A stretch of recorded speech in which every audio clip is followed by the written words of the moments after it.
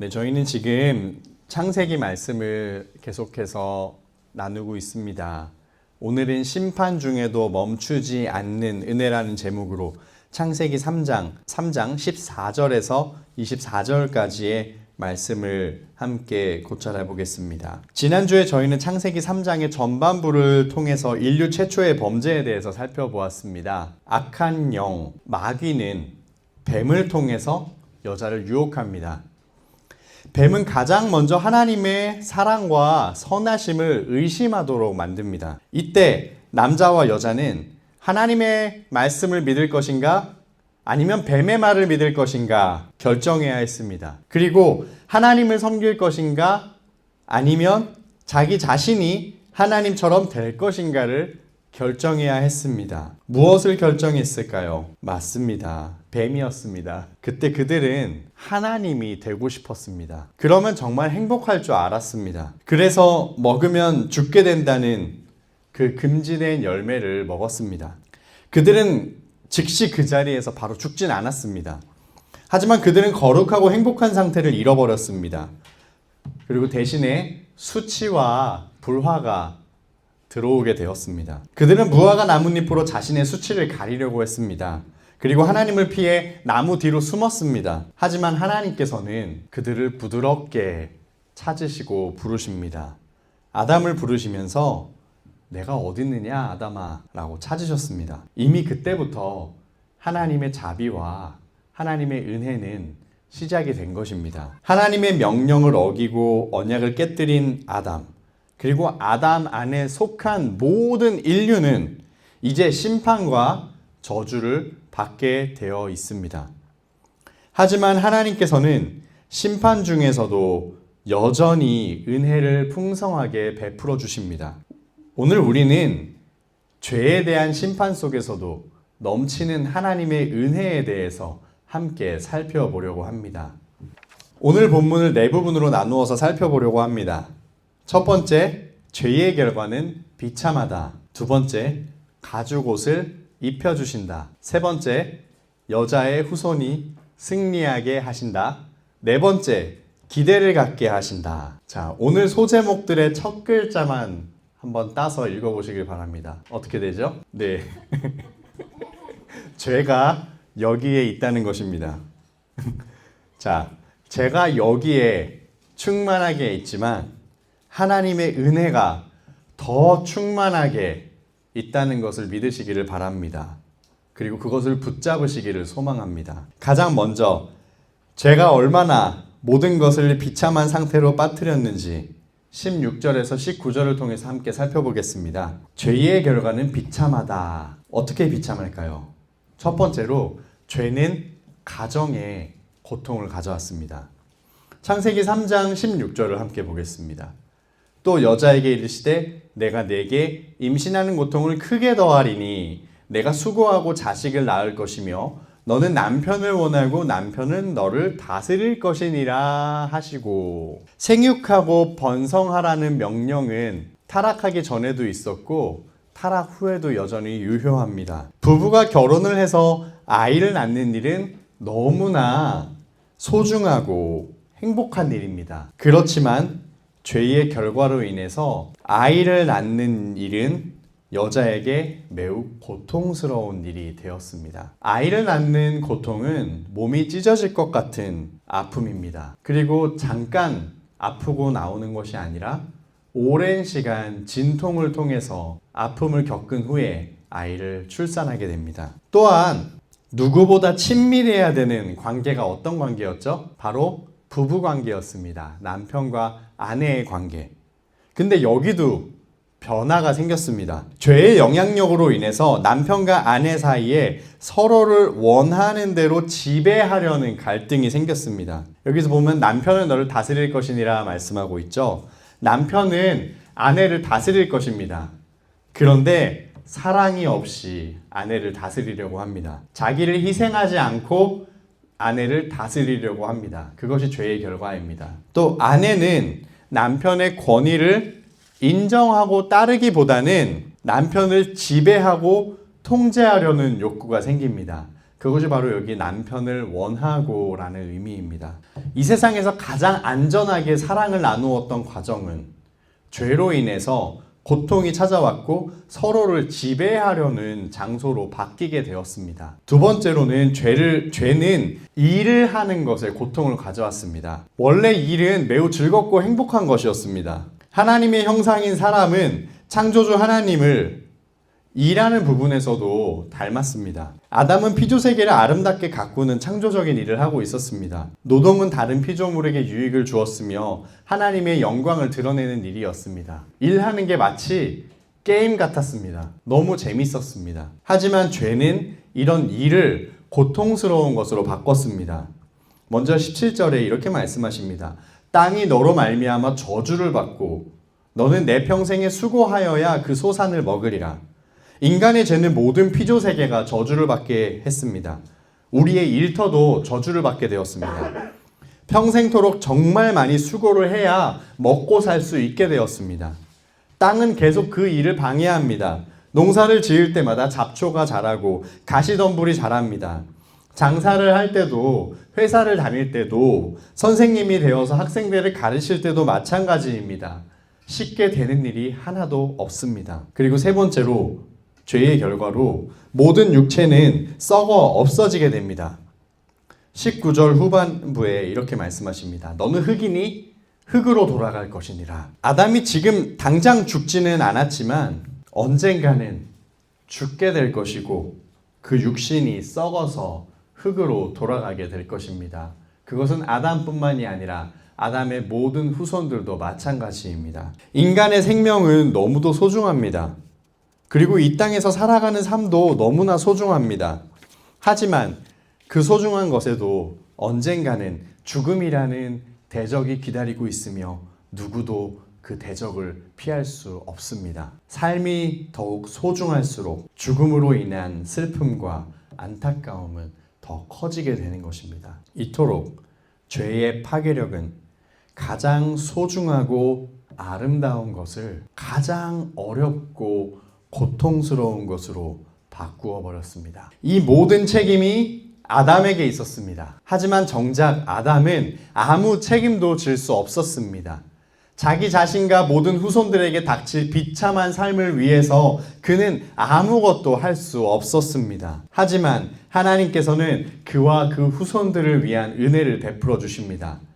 바로 죄가 있는 곳에 하나님의 은혜가 더욱 넘쳤습니다. 두 번째로 가죽옷을 입혀주시는 이야기를 함께 살펴보겠습니다. 창세기 3장 21절 말씀입니다. 여호와 하나님이 아담과 그의 아내를 위하여 가죽옷을 지어 입히시니라. 남자야 여자는 지금 자신들의 수치를 가리기 위해서 무엇으로 자신들을 가리고 있다고 배웠죠? 무화과 나뭇잎으로 자신들을 가리고 있습니다.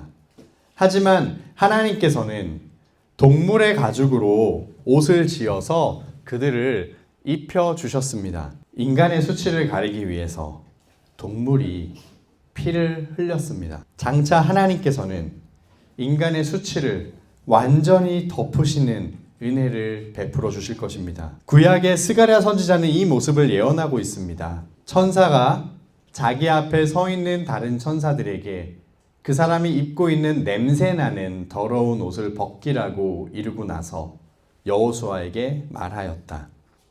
보아라, 내가 너의 죄를 없애준다. 이제 너에게는 거룩한 예식에 입는 옷을 입힌다. 하나님께서는 우리의 더러운 죄의 옷을 다 벗기십니다. 그리고 아름다운 의로운 옷을, 아름다운 의의 옷을 우리에게 다시 입혀주십니다. 우리는 우리 스스로 수치를 덮을 수 없습니다.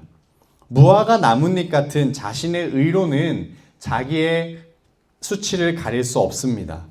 우리의 의는 다 더러운 옷과 같다고 성경은 말씀하고 있습니다. 하지만 하나님께서 주시는 의의 옷은 우리의 모든 죄악을 다 덮어주십니다. 가장 소중하고 흠없는 어린 양은 그 피로 인간의 죄를 다 덮어주셨습니다. 신약 성경은 그 의의 옷이 누구의 죽음을 통해 우리에게 주신 것인지를 말씀하고 있습니다. 여러분 누굴까요? 누구의 피를 통해서 우리에게 의의 옷을 입혀주셨을까요? 네, 맞습니다. 갈라디아서 3장 27절 말씀입니다. 여러분은 모두 세례를 받아 그리스도와 하나가 되고 그리스도를 옷으로 입는 사람들이기 때문입니다. 여기서 세례를 받아 그리스도와 하나가 된다는 의미는 예수 그리스도를 믿고 그리스도 안에 연합한 사람들을 이야기합니다. 그러면 무엇으로 옷을 입는다고요? 예수님으로 옷을 입습니다. 예수님은 모든 믿는 사람들의 죄악의 더러운 옷을 다 벗기시고 자신의 순결하고 의로운 옷을 우리에게 입혀주십니다. 우리는 예수님의 완전한 의로 옷 입은 사람들입니다. 아담이 죄를 짓자마자 하나님께서는 이미 창세기에서 그 영원하신 아들을 통해서 인간을 구원할 계획을 보여주셨습니다. 이 계획은 창세기 3장 15절에 더 자세하게 나와 있습니다. 세 번째, 여자의 후손이 승리하게 하신다는 말씀입니다. 하나님께서는 뱀에게 질문하지 않으십니다. 대신 14절에서 너 뱀은 앞으로 배로 기어다니게 될 거야 라고 저주를 내리십니다. 그리고 15절에서 궁극적으로 뱀을 통해 아담을 유혹한 그 마귀에게 말씀하십니다. 내가 너로 여자와 원수가 되게 하고 내 후손도 여자의 후손과 원수가 되게 하리니 여자의 후손은 내 머리를 상하게 할 것이요 너는 그의 발꿈치를 상하게 할 것이니라 하시고, 먼저 여자는 마귀와 친구 관계가 아니라 원수 관계가 됩니다. 유혹을 받고 그 선악과를 따먹을 때까지는 뱀이랑 친구였습니다. 그런데 하나님께서 여자와 뱀이 이제 친구가 아니라 원수라고 말씀하십니다. 대신 하나님은 누구 편이 되어주실까요? 여자의 편이 되어주십니다. 이 여자가 뱀의 편이 아니라 내 편이다 라고 말씀하시는 것입니다. 하나님은 여자를 마귀에게 내어주시지 않습니다. 그리고 여자의 후손과 마귀의 후손도 서로 원수가 될 것입니다. 그리고 마귀의 후손은 여자의 후손을 상하게 하는데 발꿈치를 상하게 합니다. 하지만 여자의 후손은 마귀의 머리를 상하게 할 것입니다. 즉 마귀를 완전히 멸하고 승리하게 될 것입니다. 후손이라는 말에는 이중적인 의미가 있습니다. 후손 전체를 나타내는 여러 명의 후손을 의미하는 것일 수도 있고 아니면 한 명의 후손을 이야기하는 것일 수도 있습니다. 먼저 후손 전체로 생각해 보겠습니다. 앞으로 이루어질 구원의 역사를 보면 더 분명해지겠지만 하나님을 믿는 사람들은 그렇지 않은 사람들에게 늘 핍박을 받아왔습니다. 가인과 아벨 사이에도, 에서와 야곱 사이에도, 이스라엘과 가나안 민족 사이에도, 교회와 세상에도 근본적인 갈등이 계속 있습니다. 또 여기서 후손을 한 명으로 볼 수 있습니다. 바로 모든 하나님의 백성들의 대표이신 예수 그리스도십니다. 예수님은 믿지 않는 사람들과 마귀에게 핍박을 받기도 하셨습니다. 그러나 십자가에서 예수님은 완전한 승리를 이루십니다. 뱀의 머리를 상하게 하십니다. 히브리서 2장 14절에서 15절을 읽어보겠습니다. 그것은 그가 죽음을 겪으시고서 즉 십자가에 죽으심으로써 죽음의 세력을 쥐고 있는 자 곧 악마를 멸하시고 또 일생 동안 죽음의 공포 때문에 종노릇하는 사람들을 해방시키기 위함이었습니다. 예수님은 하나님의 영원하신 아들이지만 우리를 구원하시기 위해 여자의 후손으로 오셨습니다. 그리고 십자가의 죽음을 통해서 마귀의 머리를 상하게 하셨습니다. 그리고 마귀에게 괴롭힘을 당하고 종처럼 살던 우리 모든 죄인들에게도 자유를 주셨습니다. 그래서 예수님의 승리는 교회의 승리가 됩니다. 로마서 16장 20절 세 번역 말씀으로 한번 읽어보겠습니다. 평화의 하나님께서 곧 사탄을 쳐부수셔서 여러분의 발밑에 짓밟히게 하실 것입니다. 우리 주 예수의 은혜가 여러분과 함께 있기를 빕니다. 아멘. 이것이 바로 하나님께서 약속하신 여자의 후손의 승리입니다. 그리스도께서 어둠의 권세를 이기고 부활하셨습니다. 그리고 우리를 구원하셨습니다. 예수님의 승리는 이제 우리의 승리가 되었습니다. 아멘. 이제 네 번째 단락으로 넘어가 보겠습니다. 우리에게 기대를 갖게 하십니다. 아담과 하와는 에덴 동산에서 쫓겨납니다. 그리고 다시는 돌아올 수 없게 됩니다. 동산 한가운데 있던 생명나무로 가는 길도 천사들이 지키고 막았습니다. 창세기 3장 24절을 읽어보겠습니다. 이같이 하나님이 그 사람을 쫓아내시고 에덴 동산 동쪽에 그룹들과 두루 도는 불칼을 두어 생명나무의 길을 지키게 하시니라. 여기서 그룹들이라는 존재는 우리가 영어로 단체를 나타내는 영어 GROUP 그룹을 의미하는 것이 아닙니다. 여기서 이 그룹들은 체루빔 또는 케루빔이라고 하는데 이제 단수형 singular 폼으로는 케룹, 체룹 이런 식으로 돼서 우리나라 말로는 그룹이 된 것입니다. 그룹은 날개를 가지고 있는 천상의 피조물입니다. 우리가 흔히 천사라고 말하는 존재들입니다. 그룹들은 생명나무로 가는 길을 지금 지키고 있습니다. 아담과 하와는 다시 에덴 동산으로 돌아가지 못합니다.